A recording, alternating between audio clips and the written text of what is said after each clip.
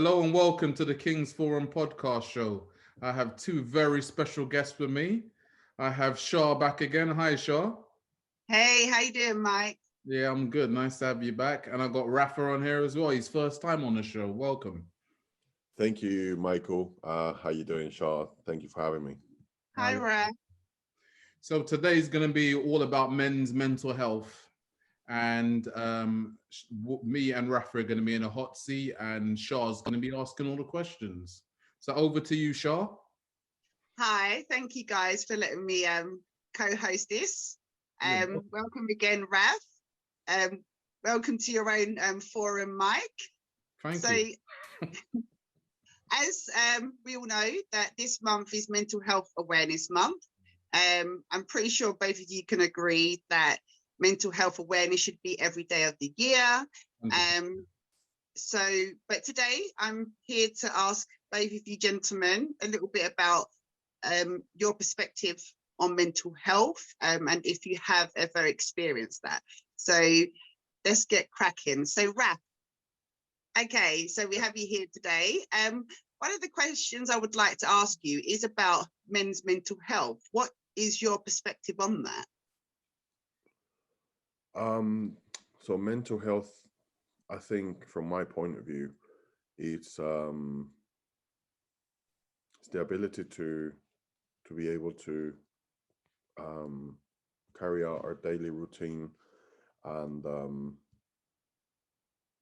without, I suppose, isolating ourselves or thinking about negative thoughts constantly.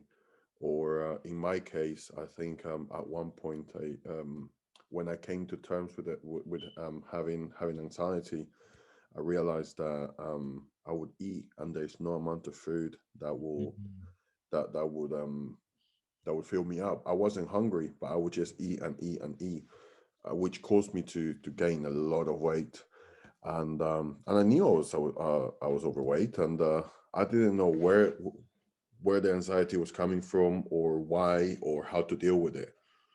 I think even being able to express yourself or have a healthy relationship, not necessarily with the wife or girlfriend, but also with siblings, parents, friends. Does that make sense? Yeah, of course. Obviously it's clear that you suffered with anxiety. You mind sharing with us how long you suffered with that for, was there forms of mental health, i.e. depression and bipolar? Would you like to elaborate? So I've never been diagnosed, but 2 years ago I was in a very bad place. I had in 2019 I was supposed to get married. Instead of getting married, we ended up breaking up 6 weeks before the wedding. And I carried on as normal. I thought, it's fine, pick up, dust myself off, and off we go. And I didn't realize that when I started drinking more, doing other stuff as well, and it affected me. Work performance, it affected me with my friends. It got so bad to the point that it was just very clear that I wasn't in a good place. The people around me could see it, my family could see it, and it's when I sought professional help. With the help of my family, I feel very lucky that I had the support which I had from them.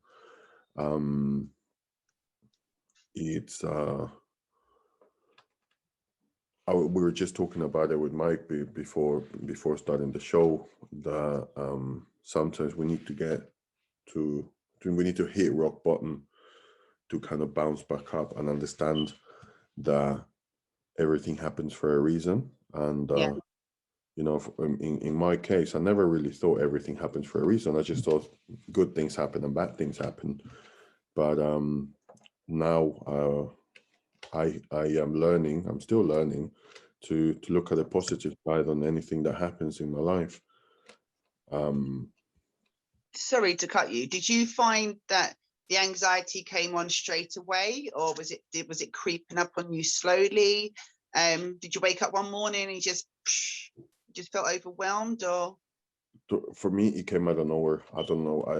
I think once I had, because as a result of the therapy I went through and all that, I decided to stop drinking, and I realized that it didn't do anything good for me. Yeah. So I realized that by not drinking or anything like that, it triggered my escape was the drink. If anything happened to me, and it's something that I briefly touched on the live that I did recently. If the party never stops, I have no time to feel sad. Yeah. Yes. But then So it blocks everything out. Huh? It blocks everything out, doesn't it? Yeah. But what happens if I don't drink and I am aware of the state where I am? That's when the anxiety kicks in. So what do I do? How do I deal with this? Mm-hmm. And for me, one of the things that I found that helped me a lot was exercise. Exercise is I can't express how helpful it is. It helped me, well, one, get in better shape, but also to clear my head when it came to overthinking things, or just feeling like I'm stuck in one place. And now I don't think it's something that goes and never comes back. When you overcome anxiety, it's something that comes and goes. Yeah.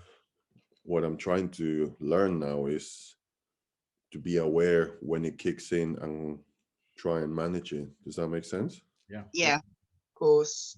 And what about you, Mike?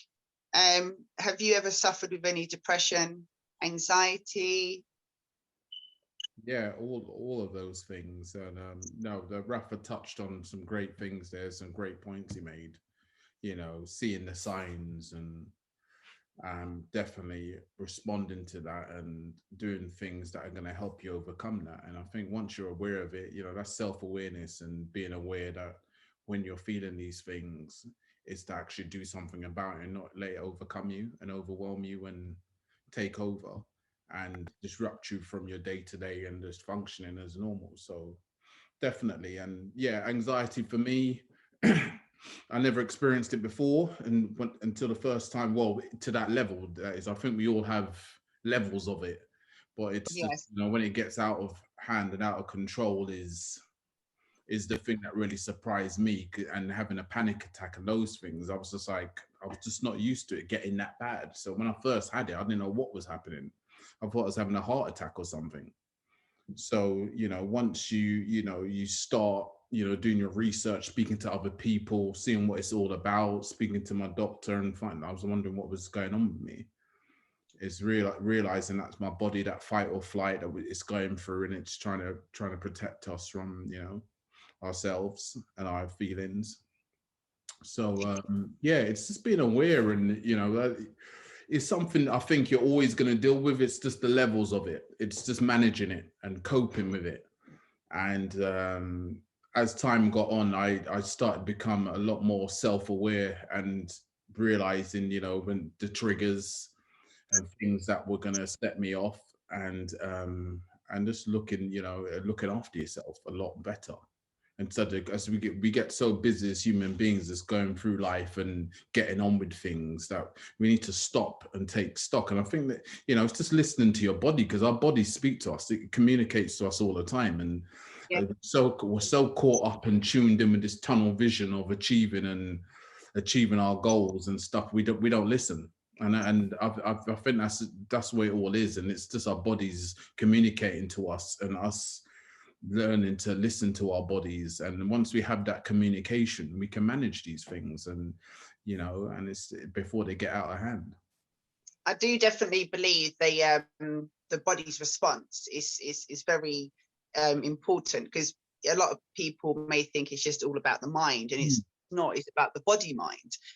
So for example, with anxiety, as much as we can hate it. And you know, I suffer with anxiety myself.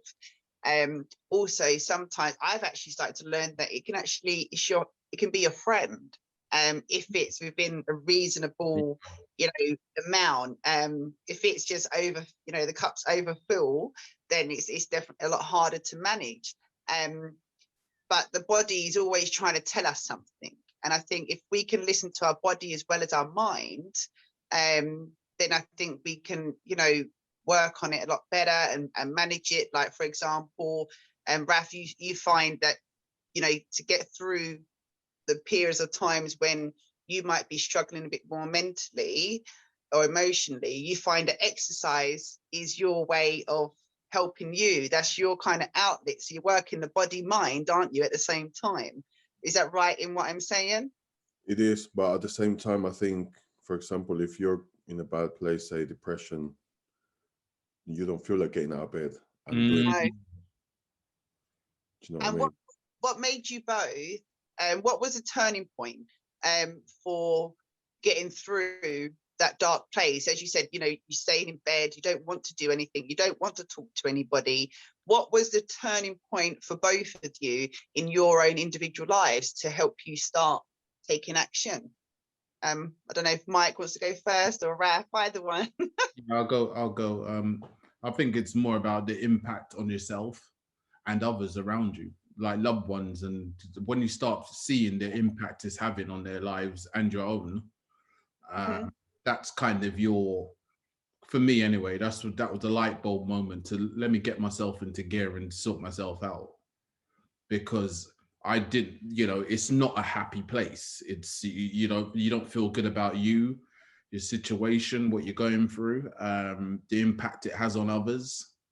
So I think that was it. The more I saw that, the more it went on, and the deeper I went into that hole, was when it clicked, and it was just like, you know what, I need to make a change for me, because I don't like being here. This is not a place I'm happy with being in, and the effect it's having on my wife and my family members, and my relationships in general, my work. It just got up one morning and said, look, let me do something about this. Let me start doing something. And a lot of it's also having your support network. And I was, you know, I was on, I had followed other accounts, men who had gone through mental health problems and things like that. So what they had done, and, you know, you try and get inspiration from places I wouldn't have before. So that was it for me. It was a lot of seeing people, how it was hurting others and myself. And it was that one morning for me just to get up and say, let me do something about this. I'm in control of my life. It's not in control of me. So that was my turning point for me. Oh, great. And you, Raf? Yeah, so I can relate to what Mike says, and I think for me initially, I have a son. My son is 10 years old. Okay. Initially, I wanted to be a role model or an example for him to follow. But I remember once I was speaking with a therapist, and he said, you know, let's think about it hypothetically. May God forbid anything happened to your son. What would happen then? You would just go back down the where you were before. And that helped me realize that, yes, it's great to do it for the people around us, but it's also more important, I mean, even more important to do it for ourselves, do it for yourself, turn up for you, be there for you. Yeah. And I've noticed, and it's crazy to think, but by changing how I think and by changing my mentality and my mindset, it's changed my circle of friends. It's changed the relationship with my parents. Yeah. It's changed it in a positive way, because I've changed in a positive way. You know, a lot of people say that they want to, you know, you should change, or, you know, I don't know. Sometimes we men say, oh, you know, my wife or my girlfriend, she shouldn't moan too much, or she shouldn't do this. Where in reality, the only person we can change is us. And when we change how we think or how we perceive the information that is given to us, then everything around us started changing. You know, I felt when I spoke to my mom, I felt that, you know, when she was pointing out things that I wasn't doing to the best of my ability, I felt that it was an attack on me. Of course. Where at some point I thought, no, she's saying these things because she loves me, because she wants good things. It's from a place of, isn't it? Yeah, and you know, I think it's instead of getting defensive about it, I would, you know, sit back and say, do you know what, Raf, you are actually messing up. You could be doing it better, or, you know, you're not doing what you're meant to. Yeah. And it's just understanding that when people, well, not people, but when certain people give you an advice, or they point out certain things, it's not from a place of hate. It's not an attack. It's to help you better your life or better yourself. But the thing is, well, sorry, Mike, just wanted to add to that. I think as well, what a lot of people don't understand is that when we are in a place of low mood or anxiety or depression or schizophrenia, bipolar, people think that once you've dealt with that, what's triggered that, then it's as you said, it's done, it's over. But in fact, actually, it's not. It's a process that we have to go through, and also it's just part of our journey. So as you rightly say, that we have to find tools, you know, the right coping mechanism tools to use to get ourselves into a better place, and make sure that they're effective. So then if ever we do fall into a place of depression, anxiety, we know that them tools are going to help us get out so we can manage it, because it is a lifelong thing. Anxiety can come at any time. You could go 10 years absolutely fine without any panic attacks, and then bang, one day it can just hit you. Or you could be in a relationship and it goes wrong again, and then it could hit you again. So I think that you know, the exercise that you find is helpful for you, Raf, and Mike, you know, having therapy sessions as well, I think they're all positive. And if they're helping you, then that's great, because then you're trying to get your mindset to be healthier, isn't it? Because your mind is just as important as your body. I just wanted to ask, when you started to realize that, okay, I need to shift from the place that I'm in and try to get myself into a place where I want to be, did you actually tell people, your closest friends or even strangers, what you was going through and how you felt at that time, and or how long you'd been feeling that way? Yeah, go on, Rafa. I didn't. And again, we were just briefly talking about it with Mike, and I feel that back then I felt there's nothing I can say. Or I was just thinking, they're not going to be able to help me. What's the point of telling them? You know, like, and also I used to think most people don't care. And, you know, some people are glad that whatever's happening to you is happening to you. When I spoke to a therapist, he helped me understand that it was okay what I was feeling. Because I felt there was something wrong with me, that this doesn't happen to anybody else. I thought, you know, because it's, unless you're looking for it, mental health awareness or speaking about mental health is not a subject that is spoken about openly. You know, because I'm interested in the subject and I see a lot of content, I can see what's out there. But to a lot of men, because you're not looking for answers, you're just shielding yourself and thinking, I need to deal with this, or I need to suck it up. Because I've been told you need to man up. You know, you need to just get on with it. You know, men don't. Talking, would you say? Is that like a man's ego talking, would you say? Not always, you know. I mean, I remember from being a kid when I would cry and my mom would say, men don't cry, you know, just man up. I see. I think, and from that, you then start thinking, yeah, men don't do that. We don't talk about our things, so let's not talk about it, because it would be strange to talk about it, because you know that's the way that we're raised. And yeah, I mean, at some point, after speaking with my therapist, I started seeking for answers, or reaching out to people, and you know, just okay, maybe my current friends, I can't talk to them about this because they won't understand it, or maybe they don't care, but maybe I can find other people I can talk to, you know, and other people who may be able to guide me, or maybe they've gone through what I'm going through. Does that make sense? Yeah, Yeah, definitely. cool, perfectly. Well, what about you, Mike? Did you talk to your closest friend, family, wife? Did you tell him what you was going through? A bit like Rafa in some regards there, because not they're, you know, certain friends or so-called friends don't want to have those type of conversations.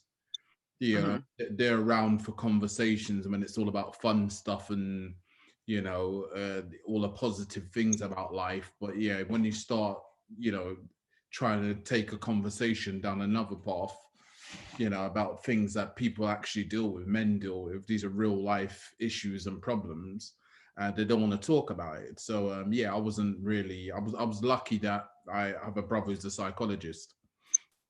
So that was very lucky, my younger brother. So talking to him, and we were really close. It was only like a year and 8 months between us. So we're very close anyway. So that was lucky I had him. I didn't feel I could talk to my wife or anyone close to me. I felt ashamed. Yeah. I felt less of a man.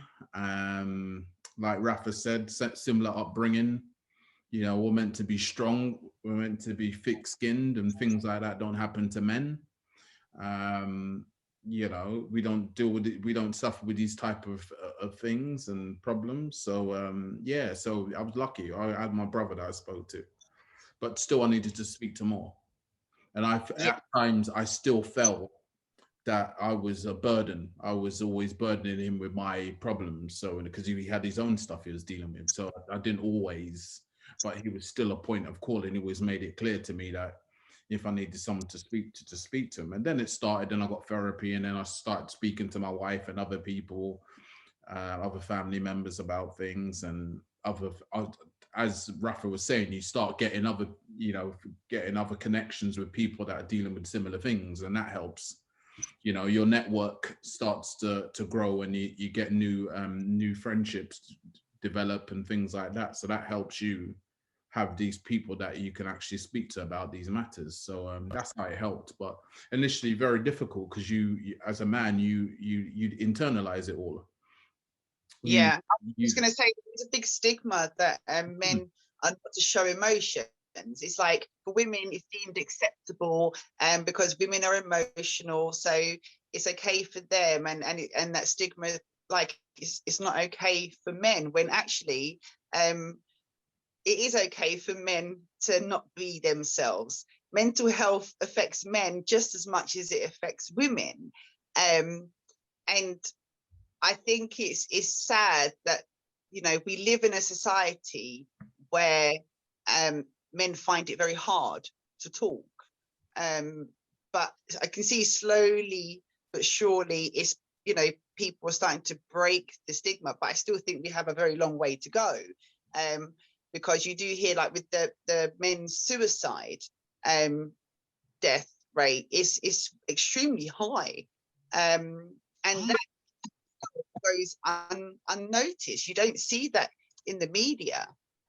You might hear about a woman, or even like, sorry, excuse me, you know, like celebrities.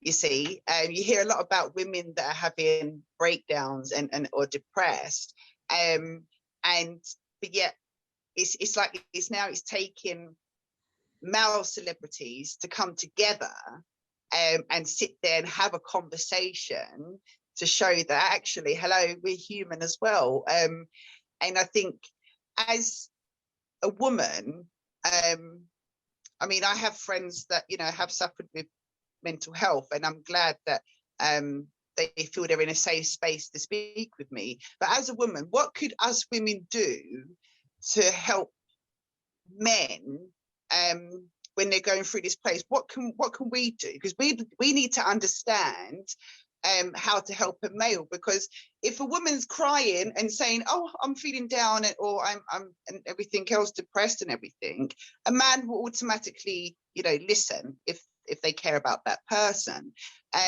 But yet there is that side where if a man could be trying to express himself by saying, do you know what, I'm feeling fed up today, or I'm feeling stressed out, a woman could, you know, subconsciously say, oh, stop moaning, not actually realizing that you may actually be trying to open up.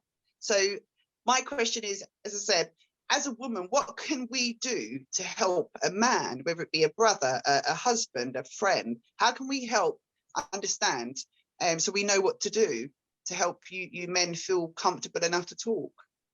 Yeah, for me, to ask the question, just ask the question, are you okay?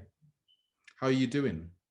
And just within those natural conversations you may have with a partner or what have you, you know, because yes, we like our alone time and we like to just shut off the world sometimes and, you know, go and do whatever your hobby or whatever your things that you like, activities that you like doing are, that men, we do. We like to shut off from the world at times.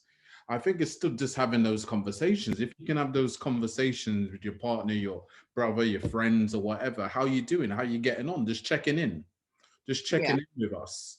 And I think that's the thing, is just making yourself available, just being there and letting us know that if there's anything that's bothering you, that we're here for you, and you can talk to us, and just being like that, and not non-judgmental. And I think a lot of times we just feel like we're going to be perceived as weak, and we're falling apart, and we can't cope with our lives, and we can't deal with things if we're talking to women, especially women close to us.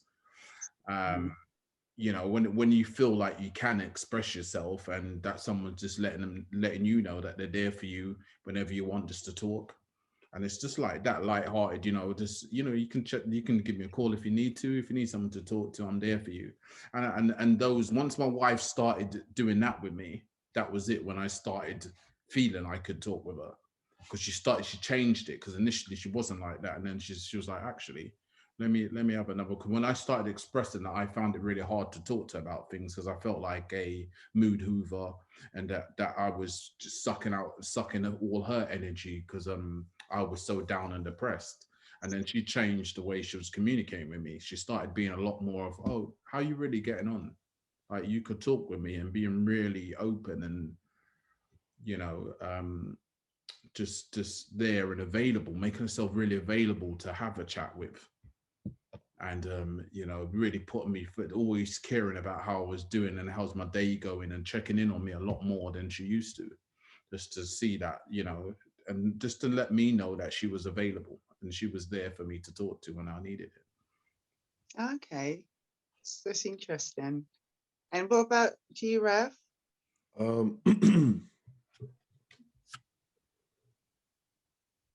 I think, and I'm just thinking, because recently, and as you know, you're aware, Charlotte, we've spoken about it a bit. I've gone through something that threw me off completely. So I broke up with someone I was seeing, Okay. or that person broke up with me, and it brought me back to a place where, you know, so my morning routine, it would start off, you know, me praying, meditating, reading, exercising, and every day it was like that. And I had gone into a routine, and that's what I do every day. But then when this happened, yeah, it just, you know, I didn't feel like doing anything. Yeah. I'm still not back to how I was before. You know, I'm waking up later than before. I'm pushing myself to work out. And my mom could see that there was something not quite there. Just she could see that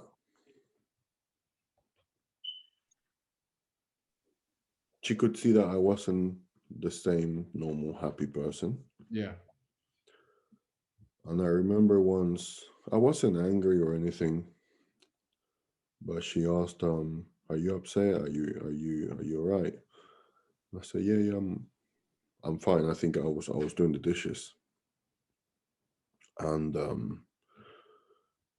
I started thinking, you know, my family are there for me, and I reminded myself that I need to be there for me. Mm. You know, nobody can come and pick me up if I'm not there. Um, I listen to motivational videos, or just podcasts, like motivational podcast, just to get me to work out. Once I've done that workout, it helps me watch what I eat. It helps me study, to do with the project that I'm working on. But it's all from that. You know, as soon as I wake up, I'm still dealing with it because I still find myself that, I find myself thinking about it and Mm. wondering if there's something else I could have done, if it's me that was, I don't know, at fault. If you But don't mind saying, I think that both of you, very brave and very courageous to actually have this conversation. Mm. And I can see that this is a very sensitive and an emotional discussion that we're having. And I just wanted to point out that you both should be so proud of yourselves for Thank you. being able to express yourselves and letting any emotion that you're feeling out. Honestly, as a friend to you both, you should be. I'm so proud of you both. This isn't easy, but this is the reality, and people need to see that men do suffer as well. And Raf, I can feel that emotion. We can see it, and honestly, I'm so happy that you feel comfortable in this space to be you and truly just let what you're feeling out. And the same with you, Mike. And it's very important that we can do this. I just wanted to make sure you both are aware of that.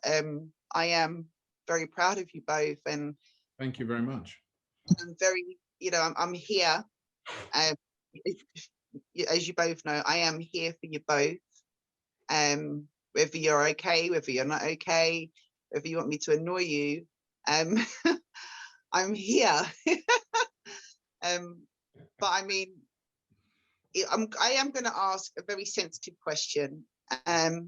If it's okay, if you don't want to answer, you really don't have to. But it is something that's related to what we were speaking about not so long ago about suicide. Have any of you ever felt suicidal before? Yeah, go ahead, Rafa, because he was ready to. um, yes, I have, in the past, quite a while ago, actually. And again, it's something that I spoke about it briefly with Mike before we all started recording. But it's crazy to think that sometimes we find it easier to end our lives than talk about what's hurting us. It's not easy to be seen vulnerable, but I think if we can help just one person reach out, come forward and say, "Do you know what, with Mike, Charlotte, Rafa, I saw that podcast, or I saw that video you guys did, and and you know what, I'm not well. And if we can help with just one person, and if we can help them see that there is another way, that you can talk to people, Mhm. you know, just because we have feelings, it doesn't mean that we're weak, or that it doesn't make us less of a man. Um, you know, I was in the past, I was very good at putting a wall up and Mm. not letting anything touch me, you know. And recently, when that breakup happened, my old self kind of spoke to me and said, see, this is why we don't let anyone in, because then we get hurt. But at the same time, I think it helps us, you know, the silver lining or the positive that you get from it is the lesson of just analyzing what we do, what we say, and how much we give ourselves, and how quick. You know, sometimes we jump into a relationship, or we jump and think, you know, yes, um, basically we give ourselves too quick. You know, Yeah. I think women are a lot more stronger than we give them credit for. You know, the amount of the amount of of issues and problems that they come out that they have in their lives throughout. You know, where there is harassment, where there is Mhm. different treatment in workplaces and stuff like that. I think um, we men need to acknowledge that it is okay not to be okay, and you know, but by sharing what we're sharing now, we're doing something great in the long run. I think, um, or I hope that it will impact people around and men to know that we're here, and we're happy to help any way we can. Yeah, definitely. It's, it's so beautiful to hear. It really is. The unfiltered truth, as I call it. Mike, is that the question that I asked? Is it a question you're comfortable to answer, or Yeah. not? I hadn't really had any of those thoughts. No, no. Okay. Nah. Yeah, it was more just around feeling hopeless and things like that, and that my life Hmm. wasn't going anywhere. It didn't get to the point where I thought I wanted to end my life. Fortunate enough. And on a what's the word I was looking? I've forgotten the word that I was looking for. I do apologize. So moving on just slightly, I would really like to know what place you're both in now. You know, are you, back and forth? Please share with me the place that you're both in. Raf, what headspace are you in now?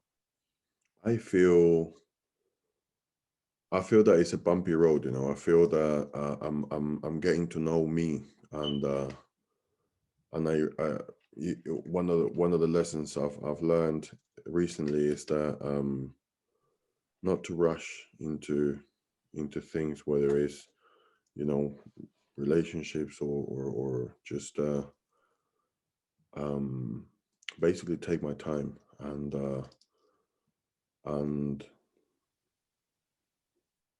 I think it's also helped me realize that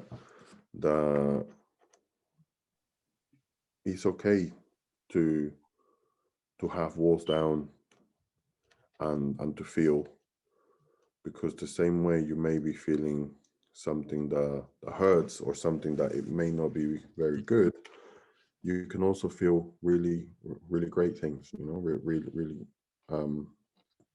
great feelings. And I feel that by working on myself, I'm going to be ready for anything that comes on me, whether it's, you know, that promotion at work, that great woman that is out there somewhere, the next big project, the next challenge in my life. By working on me, I'm gonna be sure, or I'm gonna get myself ready for all the positivity that is coming to me. Definitely. No, thank you. And you, Mike? Yeah, Where are you? it's ups and downs, and especially because of my health, because of long COVID. So my health's just so up and down. So then that does affect my moods. But I'll tell you what's been the greatest thing is this podcast and putting together my YouTube channel, because that's been therapy for me as well. So, so interviewing people like yourselves, people with chronic illnesses, even just like hot topics in the news or what have you, just having those conversations and talking and connecting with people, especially during a pandemic and what have you. So the beauty that you can do it through video communication, like Zoom or whatever, and just reaching out and, you know, meeting nice people online and on social media has helped me, because having a focus for me helps me. It takes me away from my thoughts. So like you, Rafa, with your exercise, you know, I do my yoga in the mornings. Before I got ill, I was doing my runs or really long walks that would help me.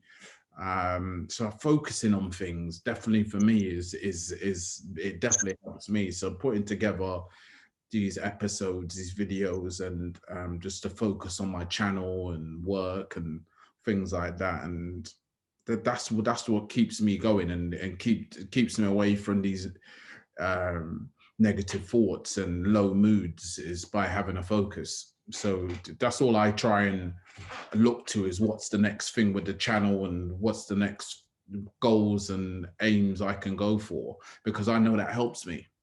So without like beating myself up if I have a to-do list and I don't achieve everything on that list, as long as I can do one or two things on that list, that's going to help me and make me feel better and give me that sense of achievement.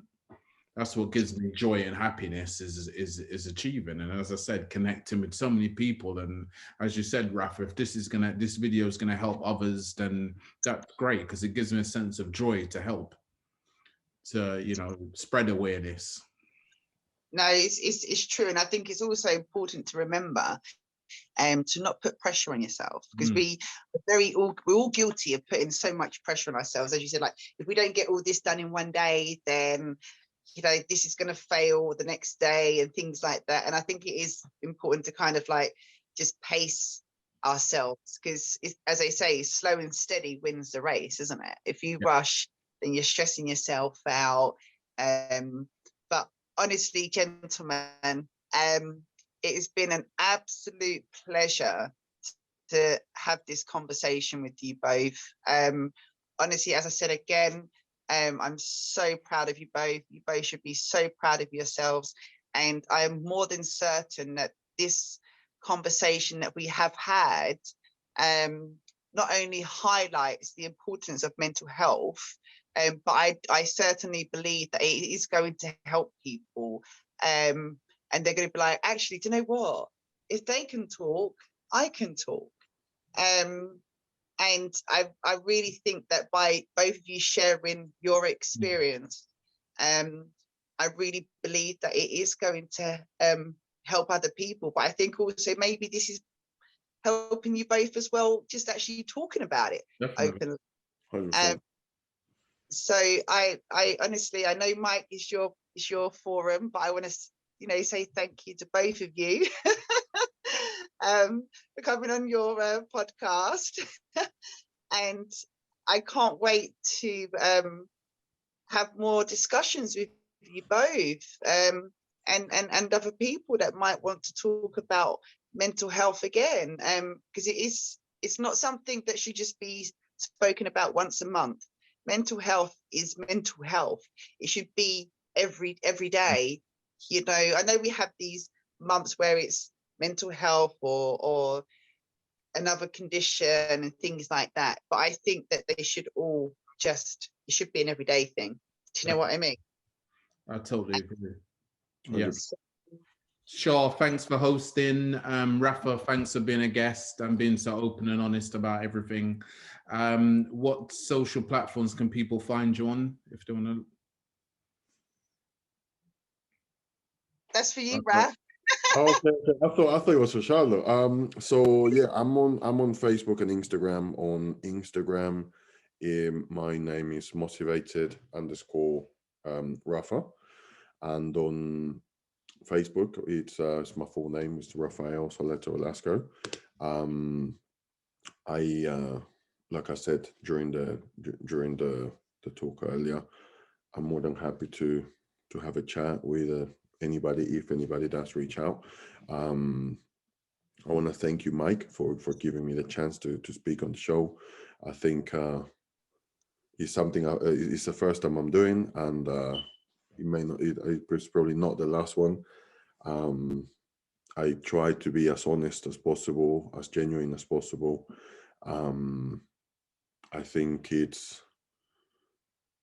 what you're doing is something great, and I'm sure you're going to attract so many more people who will see the benefits of speaking about our troubles.